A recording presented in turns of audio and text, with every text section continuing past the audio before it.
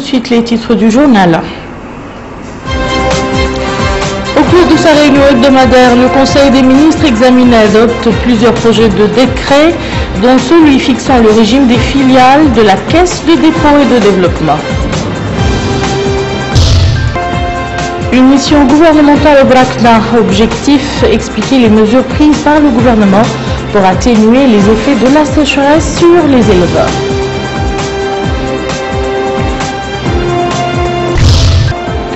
Et ici à Nouakchott, les activités des journées de concertation nationale sur la jeunesse et les sports se poursuivent.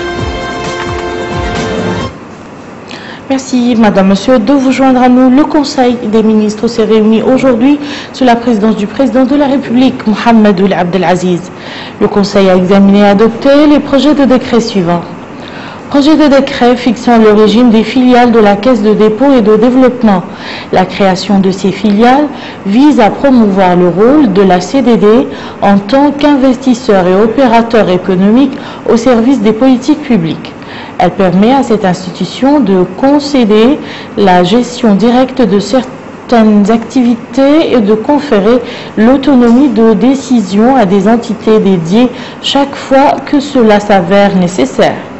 Projet de décret portant nomination des membres du conseil d'administration de l'École nationale d'administration, de journalisme et de magistrature. Projet de décret portant création d'un conseil scientifique, pédagogique et de recherche à l'École nationale d'administration, de journalisme et de magistrature. Le ministre secrétaire général de la présidence de la République a présenté une communication relative à l'état d'avancement de la mise en œuvre de la zone franche de Nouadhibou. Cette communication fait état des différentes étapes franchies dans le cadre de la réalisation des différents projets inscrits au plan de développement pluriannuel de la zone franche de Nouadhibou. Elle insiste sur l'importance de l'engagement de l'ensemble des parties prenantes pour la réussite de cette expérience inédite dans notre pays. Le ministre des Affaires étrangères et de la coopération a présenté une communication relative à la situation internationale. Le ministre de l'Intérieur et de la décentralisation a présenté une communication relative à la situation intérieure. Le ministre de la fonction publique, du travail et de la modernisation de l'administration a présenté une communication relative au plan d'action national pour l'élimination du travail des enfants. Ce plan d'action est réalisé suivant une approche multidimensionnelle qui comporte des mesures juridiques, économiques et socioculturelles tendant à contribuer à l'élimination effective du travail des enfants dans notre pays. La ministre de la Culture et de l'Artisanat a présenté une communication relative au programme national de développement culturel.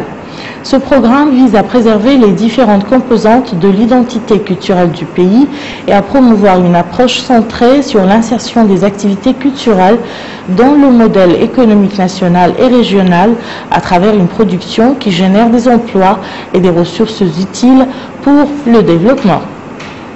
Enfin, le Conseil a pris les mesures individuelles suivantes.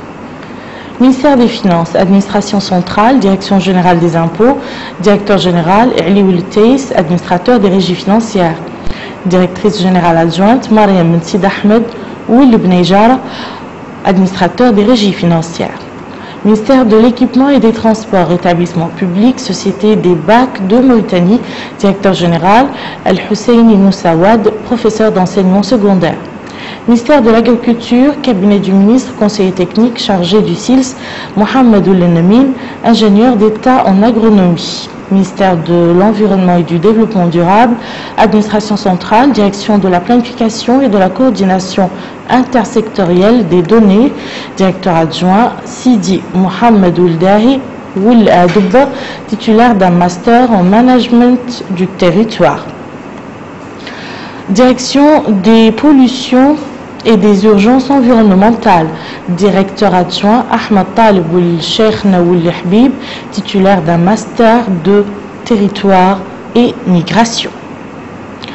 Les ministres de l'équipement et des transports, M. Selkou Ahmed Izidbi, ministre des Relations avec le Parlement et la société civile, porte-parole du gouvernement par intérim, de la fonction publique, du travail et de la modernisation de l'administration, M. Seydna Ali Mohamed Khouna, et de la culture et de l'artisanat, Mme Hindoum Taïnine, ont commenté les travaux du Conseil des ministres tenus plus tôt dans la journée. Prenant la parole à cette occasion, le ministre des Relations avec le Parlement et la société civile, par intérim, a indiqué que le Conseil des ministres a examiné et adopté un certain nombre de projets de décrets et de communication, dont notamment, a-t-il dit, un projet de décret fixant le régime des filiales de la Caisse de dépôt et de développement.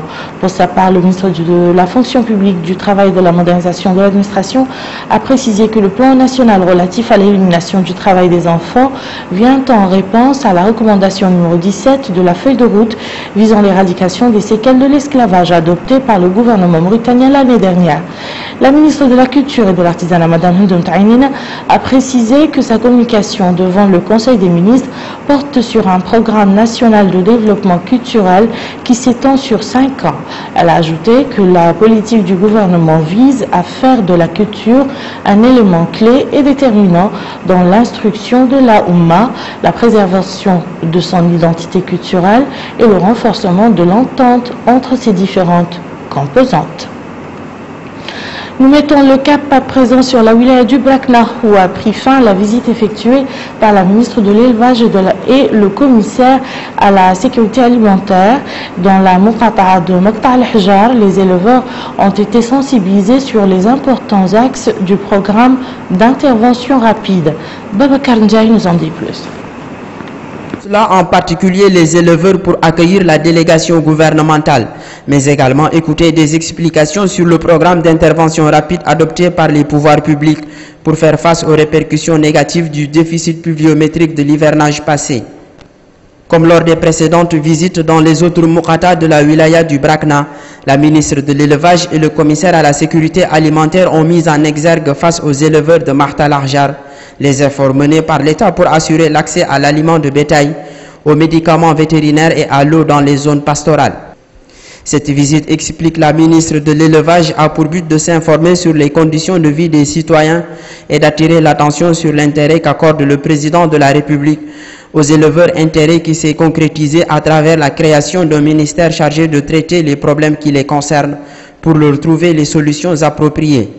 Revenant sur le programme d'intervention rapide de mise en place par le gouvernement, la ministre a affirmé qu'il est composé de 3 axes dont la disponibilisation des aliments de bétail et la garantie de leur qualité nutritionnelle grâce à des analyses effectuées dans les laboratoires nationaux et internationaux, en plus de la réalisation de points d'eau dans les zones des pâturages et de la mise à disposition des éleveurs des médicaments et d'un personnel qualifié. Dr Fatma Habib a précisé que les médicaments sont déjà en place et que l'administration procédera sous la supervision des pouvoirs publics à des interventions sur demande des éleveurs. Pour sa part, le commissaire à la sécurité alimentaire a indiqué que le but de cette visite à cette période de l'année est de s'enquérir de la situation des habitants de la ville, notamment les éleveurs. Le gouvernement, a-t-il ajouté, vient de mettre en œuvre un plan d'urgence pour éviter les pertes au niveau du cheptel par le biais de la mise à disposition des citoyens de quantités importantes d'aliments de bétail à des prix abordables. Ces mesures prises viennent en exécution des orientations du chef de l'État relatives à la satisfaction des attentes des éleveurs pour faire face à cette période difficile, en atténuant le déficit alimentaire et en assurant la couverture sanitaire du bétail, a conclu le commissaire à la sécurité alimentaire. Dans le siège de cette campagne de sensibilisation sur le programme d'intervention rapide, la ministre de l'Élevage et le commissaire à la sécurité alimentaire se sont rendus à la ferme de mâles d'amélioration des espèces bovines. La délégation gouvernementale a suivi au cours de cette étape des explications sur les spécificités de cette ferme créée dans le cadre du programme de l'élevage portant sur la lutte contre la pauvreté en milieu rural. Et nous retournons à Nouakchott pour parler de l'actualité parlementaire. À l'Assemblée nationale, le réseau des parlementaires et élus pour l'environnement a organisé une rencontre d'évaluation sur la visite qu'il avait effectuée dernièrement à la société Ken Rostasias Mauritania. Cette rencontre vise à éclairer l'opinion sur la production dans cette société minière et son impact sur l'environnement. Abdelrahman Hamad. Nationale relative à l'environnement et les engagements que les sociétés minières opérant sur les sols mauritaniens doivent les respecter pour protéger l'environnement. Telles sont les principales questions de l'ordre du jour de cet atelier de sensibilisation organisé par le réseau des parlementaires et élus pour l'environnement au profit d'un groupe de parlementaires. Vous, les représentants du peuple, vous vous rendez compte comment les dispositions qui ont été prises par le gouvernement mauritanien et par les sociétés sur place pour endiguer les méfaits de l'environnement de l'exploitation minière en Mauritanie. Vous allez suivre un certain nombre d'activités d'exposition qui seront faites et cela vous permettra d'indiquer au peuple mauritanien comment les inquiétudes qui étaient prises pour l'environnement seront prises en compte par ces sociétés. Le président du réseau des parlementaires et élus pour l'environnement, député Sidi Baba Oulillaha, a indiqué que cet atelier vise à partager les résultats de la visite effectuée par un groupe du réseau parlementaire au site de Kinross Tasiast avec d'autres parlementaires qui n'ont pas pris part à cette visite et surtout les mesures prises par la société Kinross Tasiast pour sécuriser et protéger l'environnement. Le représentant de la société Kinross Tasiast à cet atelier, M. Melani Oulitomi, a affirmé que la société respecte l'ensemble des lois nationales et œuvre pour la protection de l'environnement avant de présenter le nouveau directeur principal de l'environnement au sein de Tasiast, M. Dilbert Bart, qui vient de prendre ses fonctions. Ce dernier a exprimé la disponibilité de la société de partager les informations sur ces programmes environnementaux. Les parlementaires ont suivi un exposé présenté par un spécialiste environnementaliste sur les cadres juridiques et organisationnels suivis pour protéger l'environnement contre les méfaits de l'exploitation minière. Au même chapitre, une autre rencontre a été organisée pour le renforcement des capacités des parlementaires dans le domaine du plaidoyer au profit des villes extractives. Plus de précisions avec Aminata Khan.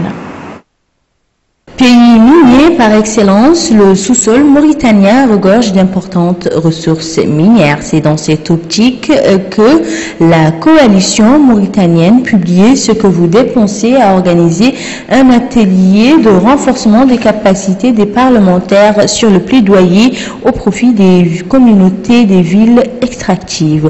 Au cours de la rencontre, plusieurs questions ont été soulevées. Comment les richesses minières sont exploitées? Quel est l'impact des ressources minières sur le niveau de vie des citoyens, sur leur santé ainsi que sur l'éducation de leurs enfants, sur les avantages de l'exploitation minière? Le président de la coalition s'est exprimé. Nous sommes convaincus du rôle combien important que joue ou que doit jouer les représentants des citoyens au niveau du Parlement dans le cadre de la transparence au niveau des industries extractives. S'informer auprès des entreprises sur l'utilité peut-être, ou sur en tout cas les avantages qu'on peut tirer de l'exploitation des mines. Qu'en dehors du flux monétaire, ce qui est important, en dehors du fait qu'on doit savoir ce que effectivement les sociétés minières ont versé à l'État comme redevance, comme taxe, et savoir ce que l'État a effectivement reçu. C'est un point important. Nous devons être très vigilants, nous, sociétés civiles, et vous, parlementaires, pour l'utilisation de certain nombre de produits par les sociétés, les entreprises étrangères qui sont de nature, demain, à porter un très grand préjudice à l'environnement, aux êtres humains, aux animaux. Les parlementaires ont par la suite passé en revue les réalisations accomplies par la coalition et son action.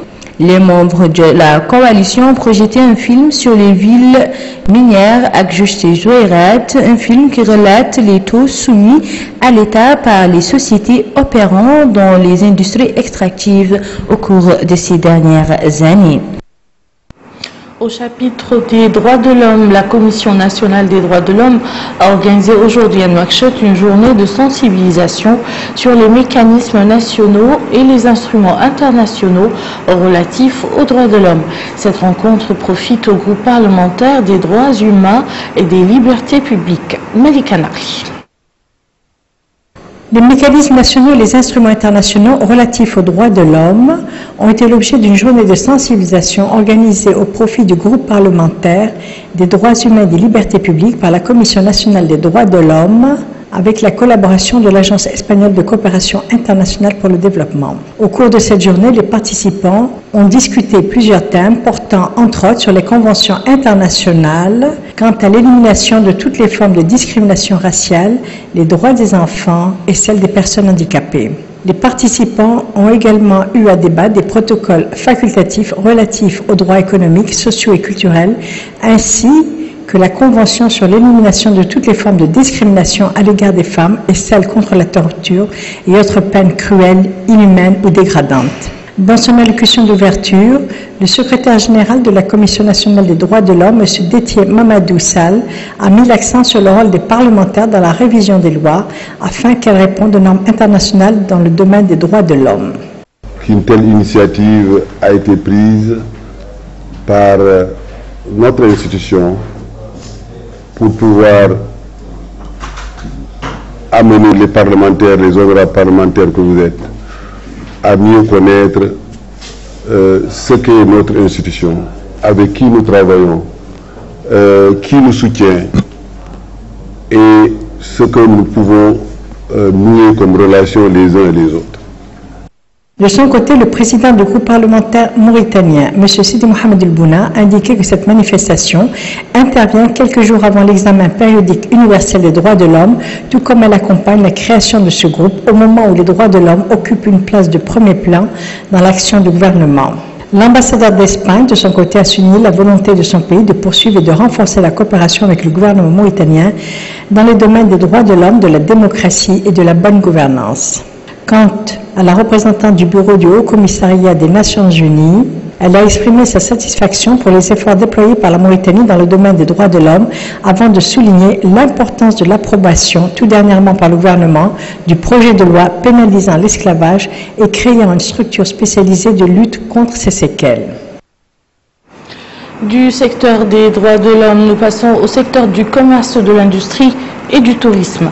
Ce département a organisé un atelier sur l'importance de la propriété industrielle en collaboration avec l'Organisation africaine de la propriété intellectuelle et la Chambre de commerce de l'industrie et de l'agriculture. La rencontre, qui dure 2 jours, vise à sensibiliser l'opinion publique sur l'importance de la propriété industrielle dans le développement de l'économie nationale. Retour à Abdelrahman Hamad. Les travaux de cet atelier d'information et de sensibilisation organisé par le ministère du Commerce, de l'Industrie et du Tourisme en collaboration avec l'Organisation africaine de la propriété intellectuelle et la Chambre de commerce de l'Industrie et de l'Agriculture s'articulent autour de l'importance de la propriété industrielle en tant que facteur incontournable du développement économique et social des nations. Dans un mot prononcé pour la circonstance, le chargé de mission au ministère, M. Ebayewoul Mohamed Salik, secrétaire général par intérim, a indiqué que le développement d'une base d'invention et d'innovation aboutit au développement des industries dans les pays, dopant ainsi l'économie nationale et contribuant à la réduction du chômage et de la pauvreté au sein des citoyens. Il a fait remarquer que les progrès et la prospérité réalisés dans les pays industrialisés sont dus à la bonne exploitation des actifs de la propriété industrielle. Le secrétaire général a précisé que le développement grandissant des marques commerciales, industrielles et des services reflète le niveau de la publicité des industries provenant de ces inventions et innovations. Il a estimé que cela aboutit parfois à l'exaltation du phénomène des produits contrefaits, ce qui impose la création d'un système solide de propriété industrielle pour la protéger contre la concurrence illicite. La mise en place d'un système de protection des innovations et des inventions demeure une nécessité pour garantir un avenir meilleur pour notre pays. La propriété industrielle, qui est une œuvre de l'esprit, est aujourd'hui un facteur de développement incontournable. En ce sens, que tout ce que nous produisons ou consommons est issu de cette branche, dont la maîtrise augure des lendemains meilleurs pour notre pays. Rappelons que la Mauritanie est un membre fondateur de l'Organisation africaine de la propriété industrielle depuis 1962, qui deviendra Organisation africaine de la propriété intellectuelle à l'issue de l'accord de Bangui en 1977. Le ministère des Affaires économiques et du Développement a quant à lui organisé en collaboration avec la délégation de l'Union européenne un atelier de travail sur l'élaboration du budget à moyen terme 2016-2018. Le point avec El-Hajj Abdallah Hiddin. Évaluer la politique financière et concevoir une politique alternative à moyen terme, tel est le thème de cet atelier de travaux organisé par le ministère des Affaires économiques et du Développement avec la collaboration de la délégation de l'Union européenne en Mauritanie. L'atelier a pour but de mettre le point sur le cadre général des dépenses. Il s'agit aussi d'étudier les prévisions budgétaires en Mauritanie. Le représentant du ministère des Affaires économiques et du Développement a déclaré que l'élaboration d'un document relatif au cadre budgétaire à moyen terme 2016-2018 constitue un élément d'appréciation sur les choix stratégiques et les priorités nationales, ainsi que la mise en place de la loi budgétaire et son exécution. De son côté, le représentant de la délégation de l'Union européenne a affirmé que l'élaboration d'un cadre budgétaire à moyen terme représente un instrument d'amélioration de la gestion publique, tout en insistant sur ses avantages. Le cadre budgétaire à moyen terme permet de faciliter les arbitrages intersectoriels et d'améliorer la prévisibilité des enveloppes sectorielles pour la mise en place des politiques. Ainsi, il sert à accroître la connexion entre le budget et les politiques publiques de lutte contre la pauvreté.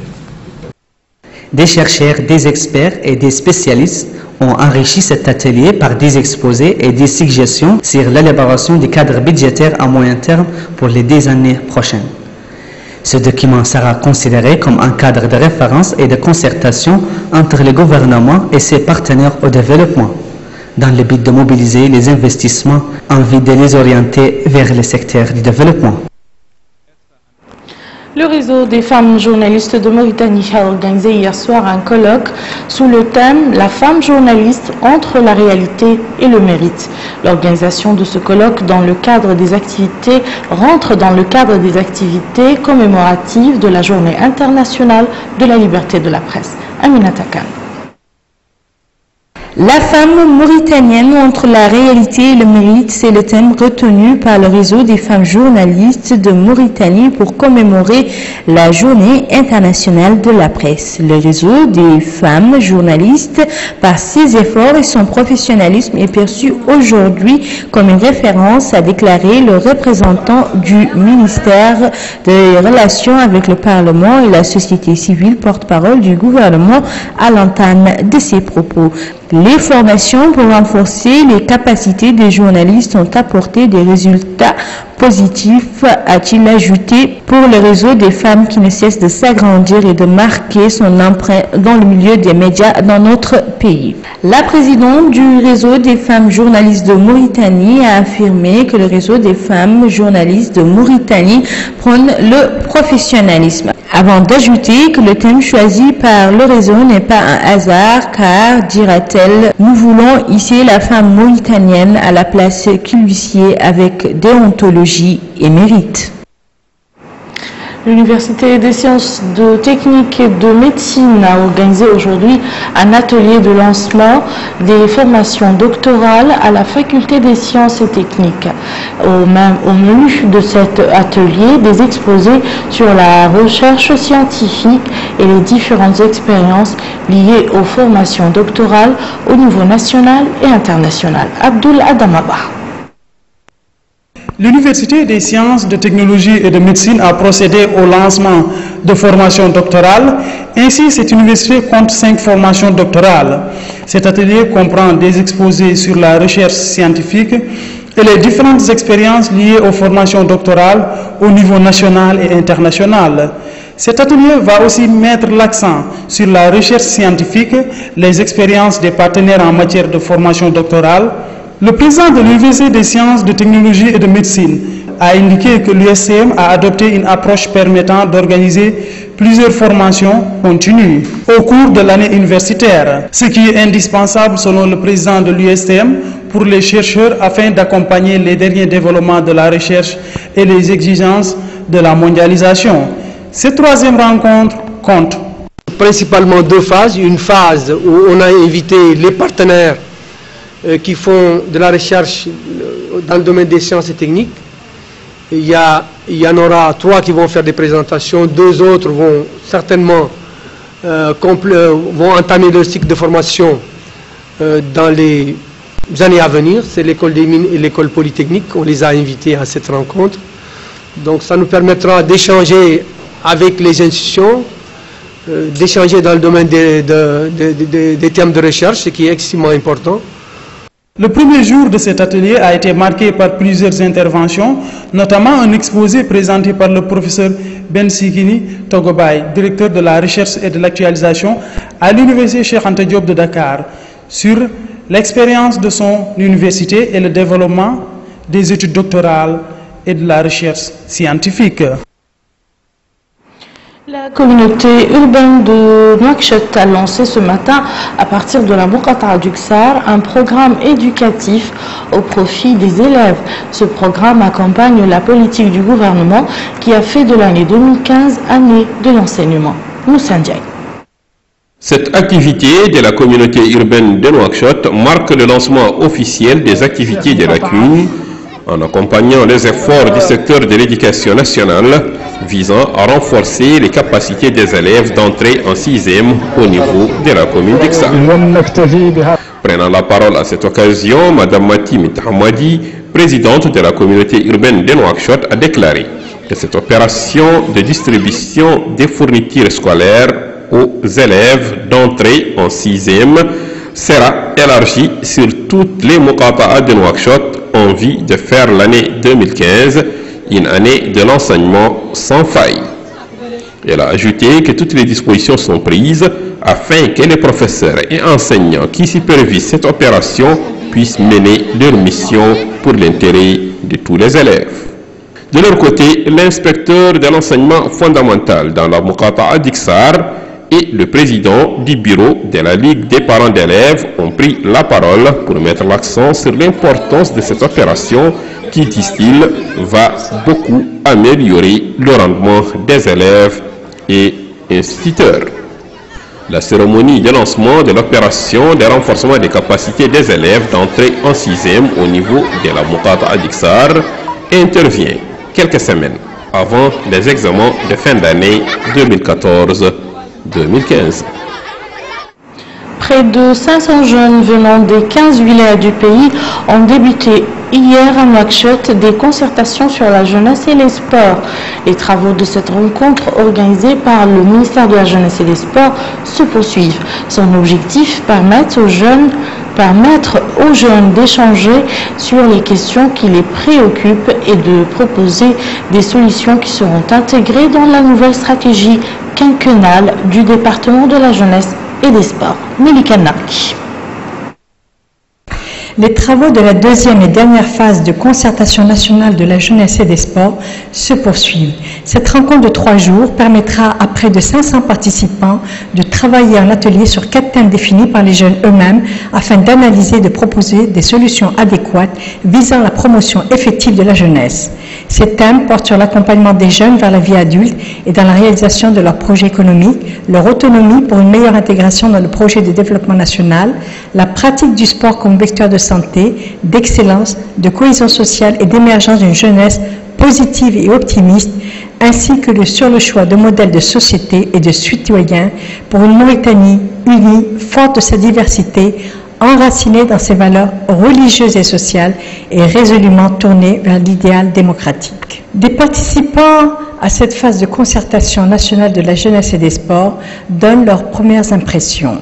Aujourd'hui, il y a un certain nombre d'ateliers qui ont été organisés autour de certains thèmes, mais axes prioritaires, comme la citoyenneté, l'entrepreneuriat, la vie associative. De tels ateliers ont permis de dégager plusieurs idées, de concevoir plusieurs idées qui seront confinées dans le rapport final de la stratégie nationale de la jeunesse 2015-2020. Donc on souhaite que cette stratégie puisse aboutir et que les jeunes qui sont des acteurs et qui sont les principaux bénéficiaires puissent dégager les idées nécessaires pour mettre en place cette stratégie. L'objectif de ces concertations, c'est la mise en place d'une stratégie nationale de la jeunesse et des sports. Comme vous le savez, nous, de 2011 jusqu'en 2015, nous avions une stratégie de la jeunesse et des sports. Et là, nous commençons une nouvelle stratégie.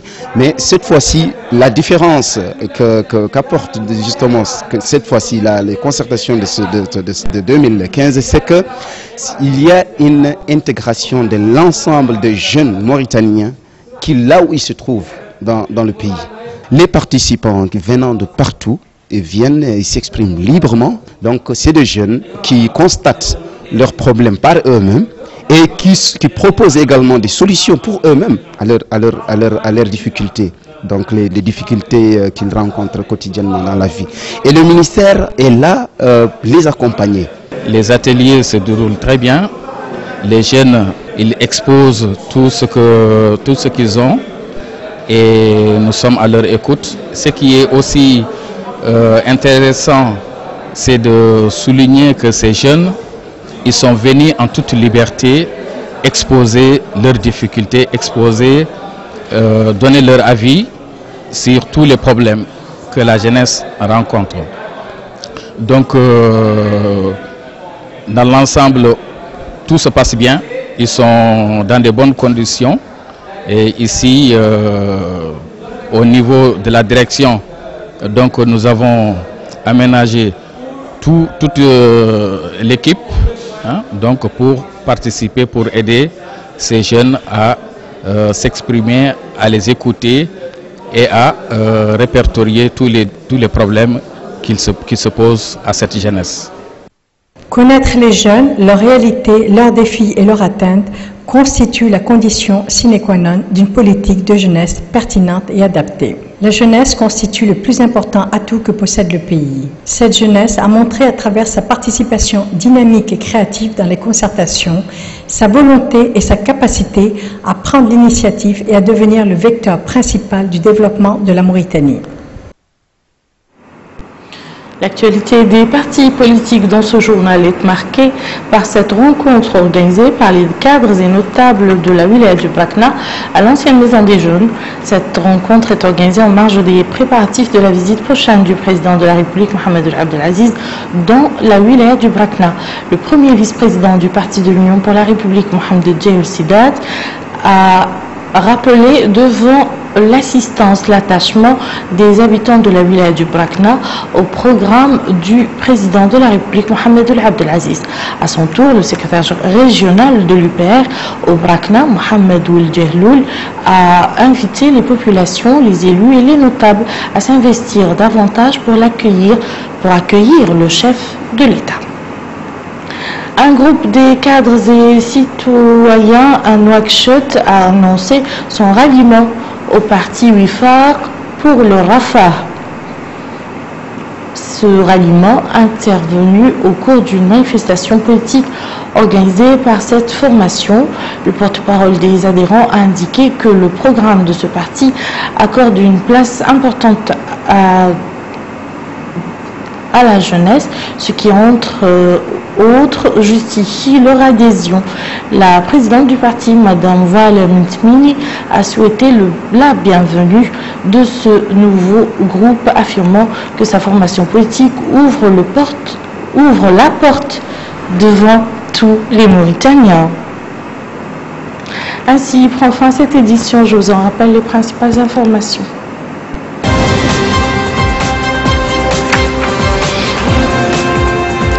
Au cours de sa réunion hebdomadaire, le Conseil des ministres examine et adopte plusieurs projets de décret, dont celui fixant le régime des filiales de la Caisse de dépôt et de développement.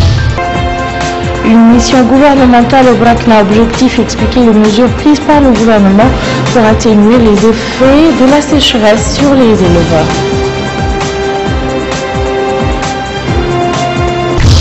Et ici à Nouakchott, les activités de journée de concertation nationale sur la jeunesse et les sports se poursuivent. Merci Madame, Monsieur de nous avoir suivis. À demain.